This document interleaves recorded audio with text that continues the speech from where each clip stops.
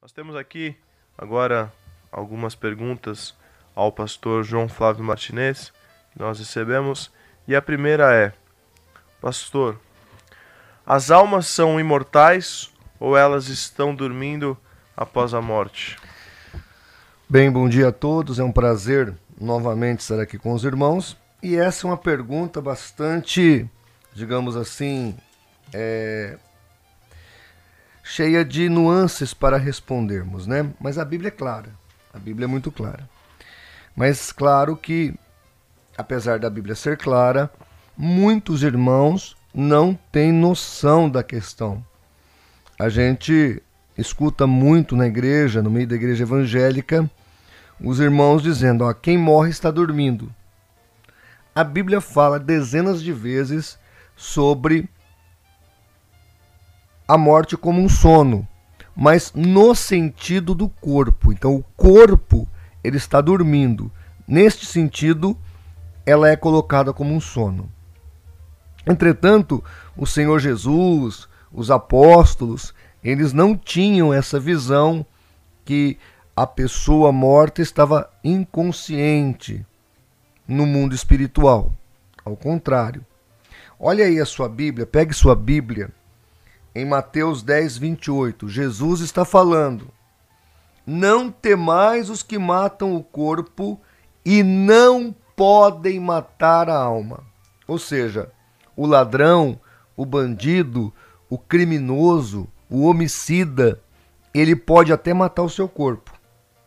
Ele pode tirar a sua vida biológica, mas ele não pode matar a sua alma, porque a sua alma é imortal. Foi o sopro de Deus na sua vida que gerou a sua alma. E essa alma daquele que tem toda a imortalidade foi dado a você. E aí o Senhor Jesus está deixando claro: você não precisa ficar com medo do assaltante, do bandido, do homicida. Esse pode apenas matar o seu corpo, mas não pode matar a sua alma. Aí ele continua: temei antes aquele que é Deus, que pode fazer perecer no inferno tanto a alma como o corpo. E a palavra perecer aqui, Lucas, é muito interessante. É apólime no grego. E essa palavra tem o sentido de danação, de, digamos assim, uma destruição na pessoa. Exemplo: você pega um carro que bateu num poste. Vamos imaginar que seja uma BMW. Então bateu com essa BMW no poste, ela partiu no meio, está toda amassada. Geralmente a seguradora da perda total, ela pega esse carro e leva para o ferro velho. Quando alguém passa no ferro velho e vê esse carro todo abatido, todo amassado, todo contorcido, ele diz o quê? Esse carro está destruído. Apesar do carro estar todo amassado, todo destruído, este carro continua sendo um carro. Ele está no pátio do ferro velho. O que Jesus está falando aqui, a palavra apólime, tem esse sentido. A pessoa vai estar toda, digamos assim, desfigurada, mas vai estar no Gehenna eterno, no lago de fogo, sofrendo por toda a eternidade. Lá em Apocalipse 14, fala que o tormento dessas pessoas subirão para todo sempre. Tá certo? Então, Jesus aqui está declarando que a alma do homem é imortal. Em Apocalipse capítulo 6, por exemplo, nós encontramos as almas daqueles que vieram da grande tribulação clamando por justiça e por julgamento. São almas que falam, são almas que conversam. Isso prova o quê? Que a alma está consciente após a morte. Lucas capítulo 16, do 19 ao 31, é contado a história do Lázaro. E ali mostra Lázaro no paraíso, no seio de Abraão, no céu, tudo sinônimo, e o rico no Hades, no local de tormento, padecendo por causa da sua impiedade e dos seus pecados. Então o Senhor Jesus deixa claro que o espírito de um indivíduo, apesar de morto, ele está guardado em consciência. O corpo está como se fosse dormindo, mas o espírito dessa pessoa está consciente. Se você pegar a sua Bíblia, pega aí você que está em casa, olha, Lucas capítulo 23, um outro texto muito interessante, Lucas 23, versículo 43. Vamos pegar aqui um pouquinho antes. Lucas, capítulo 23, a partir do versículo 39. E um dos malfeitores que estavam pendurados blasfemavam de Cristo, dizendo: se tu és o Cristo, salva-te a ti mesmo e a nós. Respondendo, porém, o outro ladrão, que estava do lado na cruz, repreendia-o, dizendo: tu ainda não temes a Deus, estando na mesma condenação? E nós, na verdade, com justiça, porque recebemos o que os nossos feitos mereciam, mas este nem o mal fez. Disse a Jesus o ladrão: Senhor, lembra-te de mim quando vieres no teu reino, ou quando entrares no teu reino. O versículo 42 mostra que a visão desse ladrão arrependido era de um dia haver uma ressurreição e de Jesus lembrar-se dele, nesse futuro escatológico que ele tinha na sua mente. Aí o versículo 43, Jesus corrige o ladrão e diz assim: no futuro não, eu te digo hoje. Eu te digo, olha aí. E disse-lhe Jesus: em verdade te digo que hoje estarás comigo no paraíso. Olha o que Jesus disse para ele: em verdade eu te digo, hoje estarás comigo no paraíso. É hoje. A Testemunha de Jeová que faz, na sua tradução do Novo Mundo, aquela afirmativa, colocando os dois pontos no lugar errado, né? Te digo hoje, dois pontos, estarás comigo no paraíso, dando a ideia de que vai ser no futuro. Não, Jesus usa a palavra hoje aqui para corrigir a visão escatológica do ladrão que pensava que era no futuro. Ele fala: não, não é no futuro, é hoje, é daqui um pouco, nós vamos estar juntos no paraíso.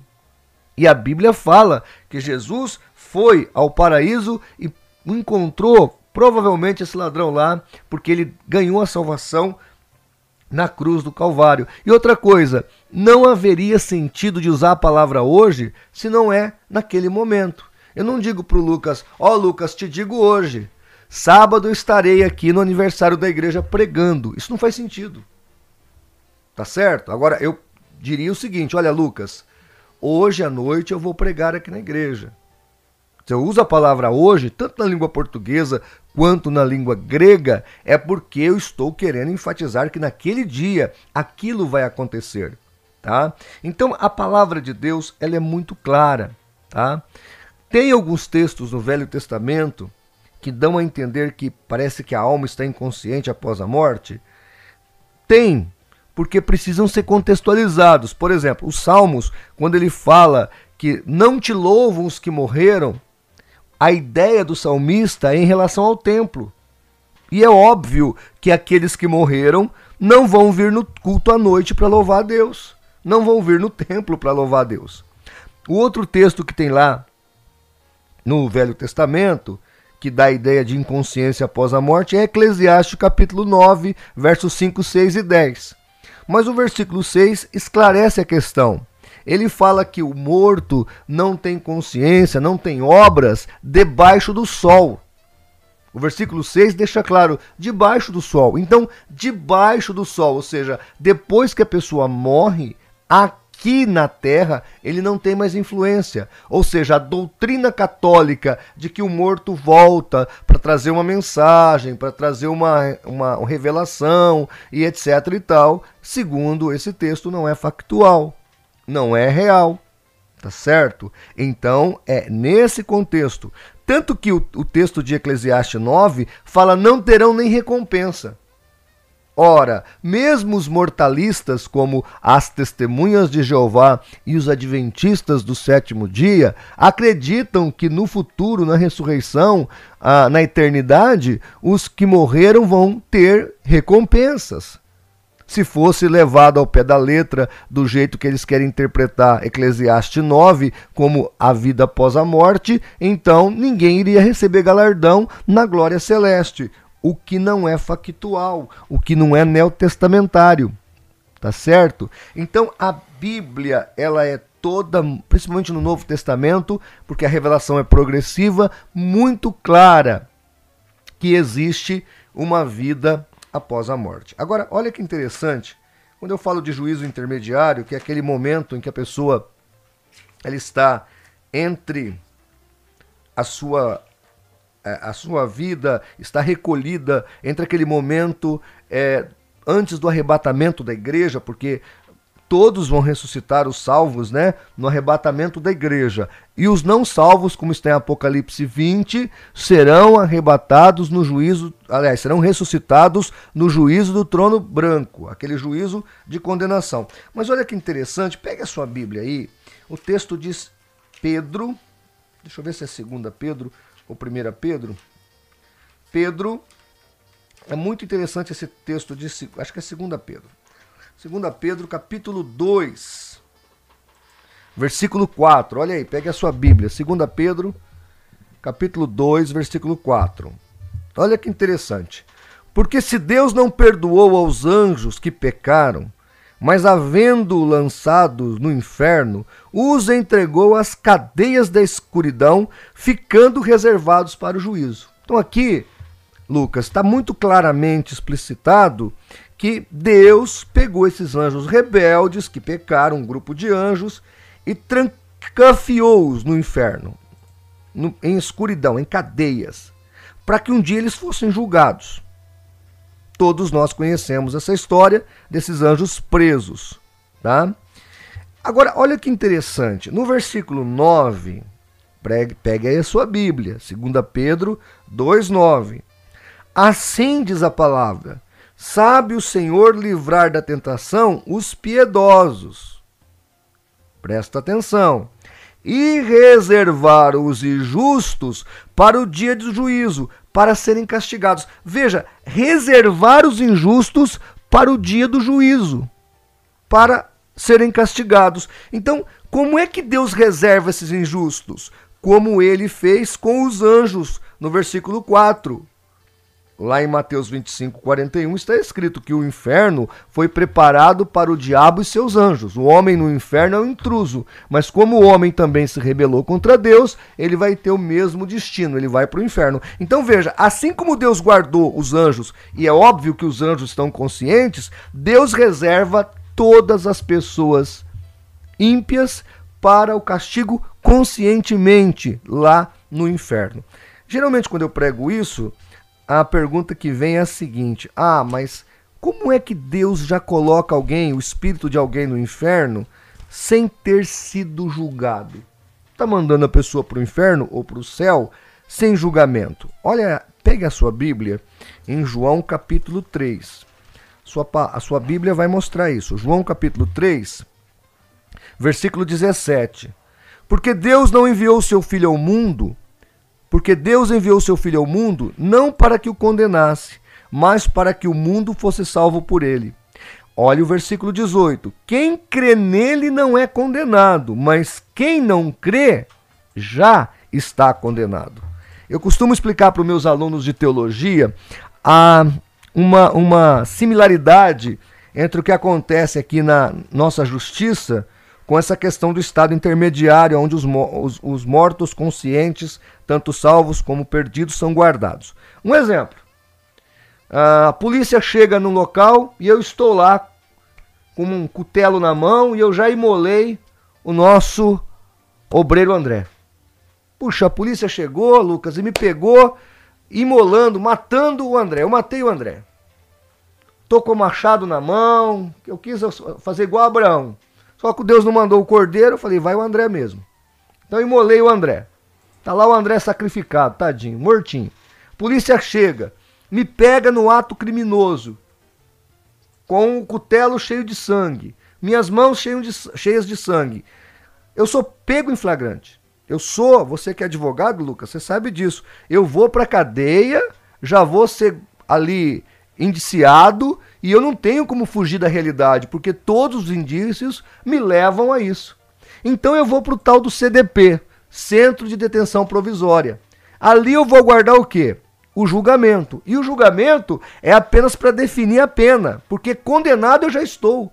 Eu fui pego em ato delito, eu fui pego em ato criminoso. Então eu ali vou para o Centro de Detenção Provisória.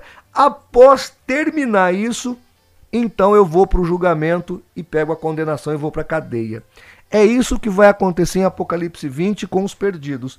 E é isso que a Bíblia nos ensina. Você, ao morrer, está em Cristo, não há nenhuma condenação, vai para o paraíso, vai para o céu. Morreu condenado, vai para o Hades, já estando em tormento. Depois o Hades, as pessoas que estão no Hades vão ressuscitar, olha que interessante, vão ser sentenciados em Apocalipse 20 e jogados com o corpo ressurreto, como os salvos estão no céu, nos céus, os perdidos vão estar na hiena eterna, sofrendo e pagando o que por não ter sido achados nos livros da vida.